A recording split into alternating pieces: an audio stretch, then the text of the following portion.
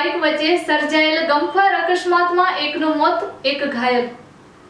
સામખિયાળી નજીક ટ્રક અને બાઇક વચ્ચે સર્જાયેલા ગમખ્વાર અકસ્માતમાં 27 વર્ષીય યુવાનનું મોત નીપજ્યું હતું તેમજ અન્ય એકને ગંભીર ઈજા પહોંચી હોવાનો બનાવ સામે આવી રહ્યો છે।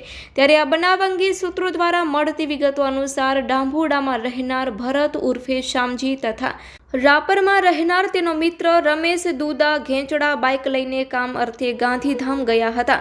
ત્યાંથી બંને શખ્સો ગત તારીખ 16 નવેમ્બરના રાત્રે પરત આવી રહ્યા હતા।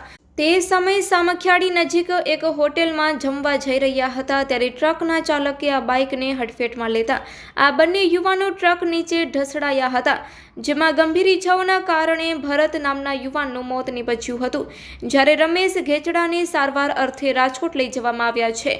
આ બનાવ અંગે ટ્રકના ચાલક વિરુદ્ધ ફરિયાદ નોંધાવવામાં આવતા પોલીસે આગળની વધુ તપાસ હાથ ધરી છે।